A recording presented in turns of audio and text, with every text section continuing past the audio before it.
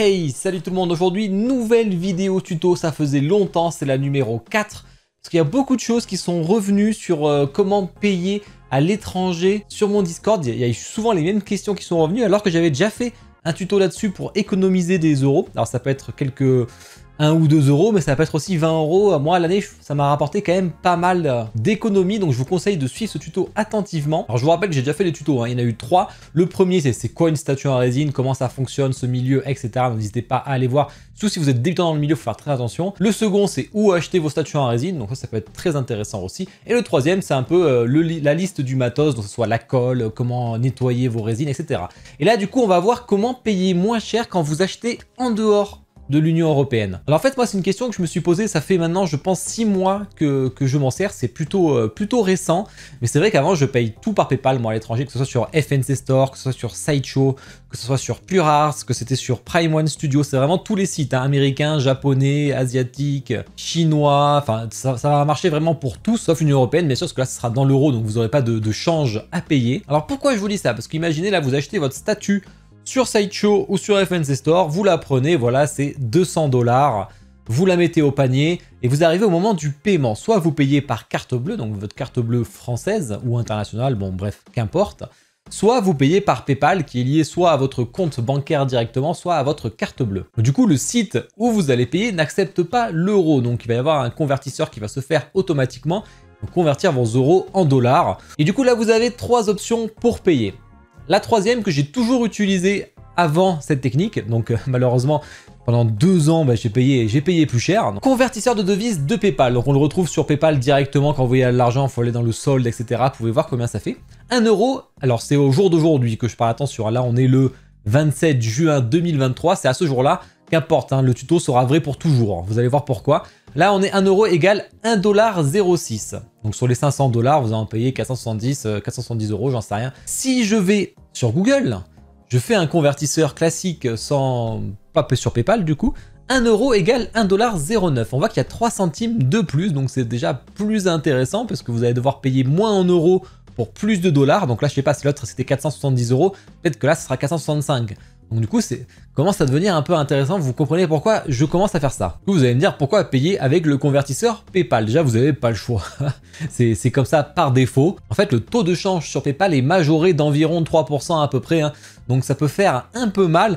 Par exemple, si on prend pour 1000 euros, conversion PayPal, une statue à 1000 euros, j'aurai 1055 $. Donc une statue à 1055 $. Mais si j'avais la conversion Google, par exemple, pour ces mêmes 1000 euros, là, j'ai 1092 $, soit quand même quasi 40 $ de plus, hein, donc ça fait une bonne économie de 35 euros, donc c'est quand même assez intéressant. Mais comment avoir ce taux de conversion Google? Bon, alors on sait pas vraiment si c'est exactement le Google, on va le faire avec vous en direct. Alors comme vous, j'achète une statue, bon là j'ai choisi la Vegeta Cloud Studio. On va dire, allez, régular, on va la prendre en 1/4, je fais que le dépôt, je vous ai déjà expliqué pourquoi sur le tuto numéro 2, donc allez le voir, j'ajoute au panier, pas de souci. Bon, c'est un peu moins cher, moi, mais ça, c'est pour tous ceux qui font beaucoup de commandes sur le site. Au bout d'un moment, vous avez 2% de réduc permanente. On va payer avec PayPal. Bon, forcément, je vais vous cacher les infos. Voilà, comme on voit ici, 122,50 $. Ils l'ont converti automatiquement en 118,14 €. Donc ça, c'est la conversion PayPal qui n'est pas très intéressante. Je peux payer par mes cartes bleues si je le souhaite. C'est là que c'est intéressant. Du coup, moi, j'ai une carte bancaire, forcément, alors n'importe quelle banque, que ce soit Crédit Agricole, Caisse d'épargne, etc. Ça sera toujours plus intéressant que laisser PayPal. Donc vous choisissez votre carte bancaire, n'importe laquelle. Une fois que vous arrivez dessus, vous faites voir les options de devises. Parce que là, on a le taux de conversion PayPal qui est vraiment pas intéressant comme on a pu voir après. Voir les options de devises.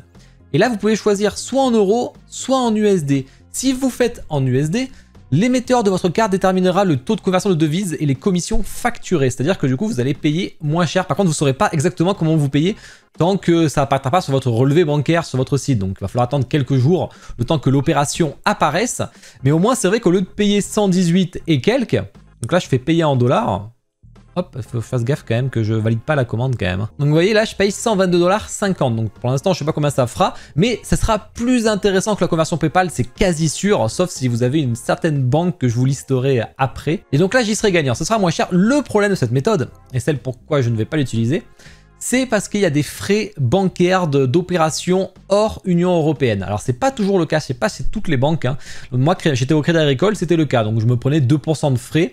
Alors quand c'est un montant de 120 $, là c'est pas très élevé, mais quand on fait un paiement de 1000 € ou quoi, là je peux vous dire que c'est plus 20-30 € de frais, et là ça fait mal au cul, vous vous dites putain mais je paye juste en dehors de l'Union Européenne. Quand j'ai demandé si je pouvais avoir une option pour virer ces frais, ils m'ont pas trop répondu comme je le souhaitais, donc du coup, dernière solution, et la meilleure, ce sera de passer par un compte bancaire en ligne, souvent où il n'y aura pas de frais. Parce que alors j'ai noté, mon petit post-it rose du taf. Faut savoir qu'une banque, elle prend entre 2% et 2,90 de frais, plus un forfait des fois, alors il n'y en a pas toujours, hein, qui va de 0 du coup à 1 € en général. Alors 2,90 pour vous dire, hein, c'est la Banque Populaire et BNP par exemple qui sont très élevés. Donc du coup la moyenne de ces banques sur 131 banques, c'est 2,88 € de frais pour 100 €. Donc vous imaginez sur 1000 € ça fait quasi 30 € comme je vous dis en moyenne. Donc sur l'année quand je faisais plein de paiements, mais vous imaginez pas, mais il y a au moins 200 € pour moi en tout cas, 200-300 € qui partaient en frais bancaires là-dessus, hein. Je déconne pas, hein. Alors il existe des banques alternatives où c'est gratuit. Alors attention, hein, c'est pas une... c'est pas sponsorisé ni rien la vidéo, hein. Je vous partage un tips parce qu'il est sur mon Discord de base depuis plus d'1 an. Mais je vois qu'il y en a plein qui posent la question en ce moment, qui lisent pas ce salon tuto. Donc forcément, du coup, j'en fais une petite vidéo, ce sera peut-être plus simple et ça parlera à plus de monde. Je me suis dit qu'il était temps. Donc j'ai noté Boursorama, Fortuneo, Revolut plutôt, Hello Bank, etc. Il y en a plein d'autres. Moi, je vais vous montrer Boursorama. J'ai choisi Boursorama parce que c'est celle qu'on m'a conseillé sur mon Discord. Et il y en avait déjà pas mal qui étaient dedans, puis c'est une banque quand même qui est assez connue, je pense pas que je vais y perdre mon argent comme ça. Alors à savoir que moi j'ai juste fait un compte bancaire pour payer les statuts. J'ai gardé mon compte bancaire principal, là où il y a mon crédit, etc. On va en ouvrir un, je vais vous montrer l'intérêt. Alors quand je vous dis je vais en ouvrir un, je vais pas en ouvrir un deuxième, hein. Donc vous allez sur Boursorama Banque, là où c'est intéressant. Rejoignez la banque la moins chère depuis 15 ans. Bon ça j'en sais rien, moi ça franchement je m'y connais pas. Et là vous avez par exemple 110 € offerts. En fait, faut savoir que dès qu'on va ouvrir un compte chez Boursorama, on va avoir entre 40 et 80 € offerts. C'est pas 110 €, c'est pas vrai, hein, vous allez voir. Vous allez avoir entre 30 et 50 € offerts, quoi qu'il arrive, qui seront directement sur votre compte si vous prenez une carte bleue, ce que je vous conseille de faire. Il faut la carte bleue de toute façon pour payer. Après, il faut la lier sur PayPal. Et là, vous pourrez faire cette option. Et comme ça, vous pourrez choisir la devise en dollars, mais vous n'aurez pas de frais bancaires. Donc du coup, c'est tout rentable pour vous. Vous y gagnerez franchement, je vous dis, moi, plus de 300 € par an quand même, hein. Ça marche pas que sur les statuts en plus, hein. Je m'en sers dès que je fais un achat à l'étranger. Du coup, ça peut me servir sur des jeux vidéo, sur PlayAsia, ça me peut servir sur plein de choses en fait. Alors si jamais, j'en profite, hein, si vous voulez me soutenir, j'ai un code de parrainage et là, je vais pouvoir vous expliquer un peu les conditions. Parce qu'on voit par exemple là, les 110 € offerts, vous bénéficiez de 40 € si vous ouvrez un compte bancaire particulier et que vous choisissez une carte bancaire Welcome ou Ultime, je sais plus laquelle j'ai pris. Par contre en carte bancaire, attention, la carte bancaire est gratuite. Par contre vous pouvez avoir des frais si vous ne l'utilisez pas dans le mois au moins une fois en physique. C'est-à-dire que tous les mois, moi en gros, je vais m'acheter une baguette avec. Comme ça au moins j'ai 0 frais. Faut y penser, tous les débuts de mois je prends une petite baguette, voilà. Si vous faites un Easy Move, là vous aurez 70 € de plus. Moi personnellement je ne l'ai pas fait, ça veut dire que vous transférez toute votre mobilité bancaire, donc vos comptes, vos factures, vos prélèvements, là ça devient votre compte bancaire principal. Moi c'est pas ce que j'ai fait, moi j'ai touché que les 40 balles. Bon ben voilà, j'espère que ça va vous servir autant que ça m'a servi. Bon, en tout cas si vous voulez me soutenir, hein, il y a un code parrain, je crois qu'on peut avoir que 3 filleuls par mois, donc là n'hésitez pas à me MP si vous voulez ouvrir un compte et je vous passe mon code de parrainage, franchement n'hésitez pas, vous me MP, je passe le code et au moment où vous créez le compte, vous rentrez le code et c'est réglé.